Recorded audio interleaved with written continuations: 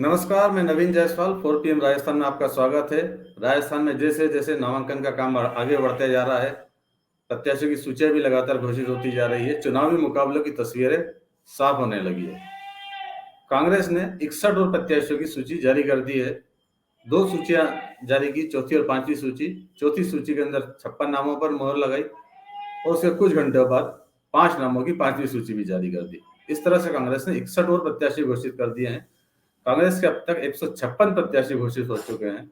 BJP के उसके मुकाबले 124 प्रत्याशी मैदान में हैं। इनके साथ ही अब दोनों पार्टियों के आमने सामने के मुकाबले तय होने लगे हैं कि किन सीटों पर कांग्रेस और भाजपा के प्रत्याशी तय हो चुके हैं।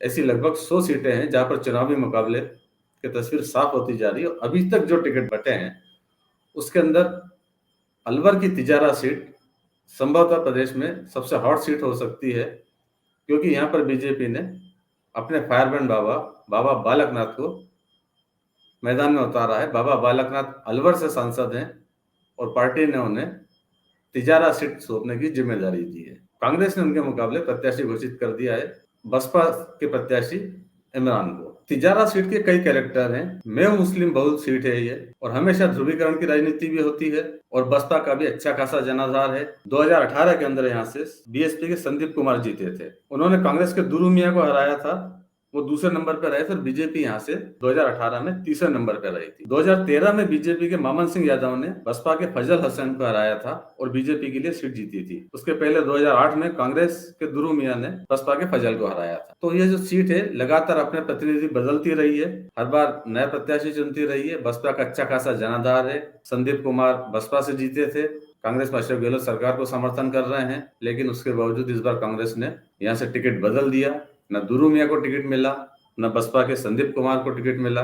एमएलए होते हुए उनका टिकट कट गया और कांग्रेस ने यहाँ से इमरान को प्रत्याशी बनाया है, जो बसपा के प्रत्याशी हैं। बसपा उन्हें टिकट दे चुकी है, लेकिन एक दिन पहले उन्होंने कांग्रेस ज्वाइन कर ली और कांग्रेस ने उन्हें अपना प्रत्याशी बना दिया। अब जो मुकाबला है, ध्रुवीकरण की राजनीतियां पहले से होती रही है। बाबा जिस अंदाज के अंदर पहली बार विधानसभा क्षेत्र में पहुंचे थे, तो बुलडोजर पर सवार होकर पहुंचे थे और एक मैसेज देने की कोशिश की थी किस अंदाज के अंदर वो चुनाव लड़ेंगे। योगी आदित्यनाथ के करीबी है, उन्हीं की स्टाइल में रहते हैं, उन्हीं की तरह वेशभूषा धारण करते हैं और बुलडोजर के नाम से योगी आदित्यनाथ फेमस है। उन्हीं की स्टाइल के अंदर बाबा अपने क्षेत्र में पहुंचे।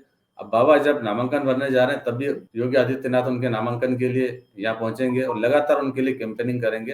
कुछ समय पहले नूह के अंदर, हरियाणा के नूह में जो सांप्रदायिक हिंसा हुई थी विहिप और दूसरे पक्ष के बीच में, उसके बाद भी खट्टर सरकार ने वहां पर बड़ा कैंपेन चलाया था, बुलडोजर चलाए थे, अतिक्रमण तोड़े थे।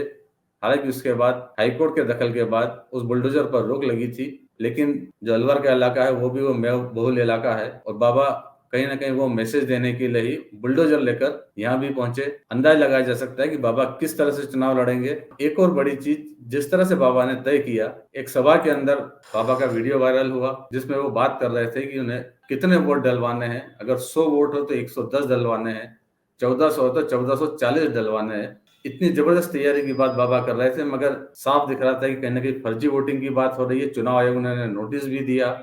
जब चुनाव आयोग ने नोटिस दिया तो बाबा ने सफाई दी कि वो तो सिर्फ मतदान का प्रतिशत बढ़ाने की बात कर रहे थे। अब बाबा के मुकाबले में इमरान को प्रत्याशी बनाए जाने के बाद यह माहौल और बढ़ेगा।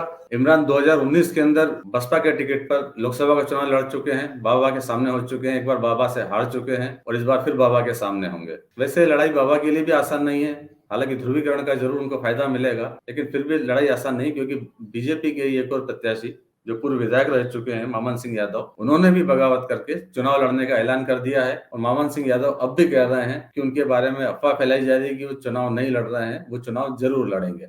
तिजारा से ये कुछ लोग शरारती तत्व अफवाहें फैला रहे हैं कि मैं बैठ गया हूँ, बिल्कुल निराधार बात है।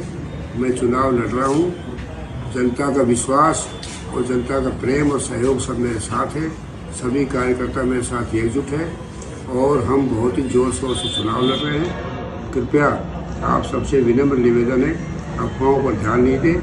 ये शरारतीपूर्ण अफवाहें हैं जो कुछ शरारती तत्व इस तरह की अफवाहें फैलाते हैं। जब से मैं चुनाव लड़ रहा हूँ, जब से ये अफवाहें इस तरह की फैलाई जा रही है, किसी तरह की अफवाहों पर कृपया ध्यान नहीं दें। आप मुझे सहयोग और आशीर्वाद प्रदान करें। उधर कांग्रेस ने अपनी जो नई लिस्ट जारी की है उसके अंदर 13 विधायकों को और टिकट मिल गया है, लेकिन पार्टी में जो टिकट बंट रहे हैं उससे साफ है कि टिकट तो सिर्फ मुख्यमंत्री अशोक गहलोत ही बांट रहे हैं। जो वो चाह रहे हैं वही हो रहा है। सीसी की बैठक में चाहे कुछ भी हो, कई तरह की खबरें निकलकर सामने आई। सीसी की जब बैठक हुई कि मुख्यमंत्री अशोक गहलोत जो लिस्ट लेकर गए, वहां जो लिस्ट थी उस पर राहुल गांधी नाराज हुए, कुछ नामों को लेकर भी वो नाराज थे। लेकिन बाद में जो टिकट बंट रहे हैं उसके अंदर साफ है कि गहलोत की चल रही है, गहलोत की गारंटी चल रही है, जो गारंटी उन्होंने अपने समर्थक विधायकों को दी थी जो उनकी सरकार बचाने में शामिल हुए थे। इस लिस्ट में भी उससे साफ होता है कि 2 बसपा के विधायकों को जो कांग्रेस में शामिल हुए उनको भी टिकट मिल गए, 2 निर्दलीय विधायकों को उनको भी कांग्रेस ने अपना प्रत्याशी बना दिया। तो जो गहलोत चाह रहे हैं वही अभी तक हो रहा है। अभी तक उनके किसी समर्थक का नाम नहीं कटा है। समझा जा रहा था कि जिन 3 गहलोत समर्थकों ने, जिसमें 2 मंत्री भी थे और आला कमान को आंख दिखाई थी, उनका भी टिकट अभी तक फाइनल नहीं हुआ, लेकिन उनका टिकट कटा नहीं है। उनकी सीट पर किसी दूसरे प्रत्याशी का नाम अभी तक घोषित भी नहीं हुआ है। धर्मेंद्र राठौड़ टिकट के दावेदार हैं। अजमेर उत्तर से टिकट मांग रहे हैं, लेकिन वहां पर अभी तक कांग्रेस ने अपना टिकट घोषित नहीं किया है। कोटा उत्तर से शांति धारीवाल टिकट मांग रहे हैं, वो सीट भी अभी पेंडिंग में है। महेश जोशी की सीट भी अभी पेंडिंग में है, वहां से भी पार्टी ने अभी तक नाम तय नहीं किया, जिससे एक स्थिति स्पष्ट हो सके कि क्या आलाकमान इनके टिकट काटेगा या नहीं काटेगा। लेकिन दूसरी तरफ सचिन पायलट ने दिन में जब नामांकन भरा तो उनके साथ उनके समर्थकों की भारी भीड़ थी, लेकिन शाम को जब लिस्ट आई तो कुछ अच्छी खबर भी थी उनके लिए और कुछ बुरी खबर भी थी। उनके 7 समर्थक एमएलए को टिकट मिल गया, लेकिन 6 एमएलए के टिकट कट भी गए, जिसके अंदर राजगढ़ लक्ष्मणगढ़ से जोरीलाल मीणा, बसेड़ी से खिलाड़ी लाल बेरवा, कठुमर से बाबूलाल, दिगोस से भरत सिंह कुंदनपुर, हिंडौन से भरोसीलाल जाटव के नाम प्रमुख है। खिलाड़ी लाल बेरवा तो सचिन पायलट के नामांकन के दौरान भी उनके साथ में थे, लेकिन शाम को उन्हें पता चला कि उन्हें टिकट नहीं मिला है। कुल मिलाकर कांग्रेस ने अभी तक 156 सीटों पर टिकट जारी किए हैं, जिसके अंदर 77 अपने विधायकों को फिर से टिकट दिए हैं। इसके अलावा 9 निर्दलीय विधायकों को भी टिकट दिए हैं जो गहलोत सरकार का समर्थन करते रहे हैं, सरकार बचाने में उनकी अहम भूमिका रही है। और 4 बसपा से आए एमएलए को भी टिकट दे दिए गए हैं। कांग्रेस की अभी एक और लिस्ट आएगी, उधर बीजेपी भी अपनी तैयारी कर रही है अगली लिस्ट की, वो भी संभवतः शाम तक आ सकती है। फिलहाल इस वीडियो में इतना ही। आगे की खबरों से आपको लगातार अवगत कराते रहेंगे। आप देखते रहें 4PM राजस्थान। 4PM राजस्थान को ज़्यादा से ज़्यादा सब्सक्राइब करें और इस वीडियो के लिंक को ज़्यादा से ज़्यादा शेयर करें। नमस्कार।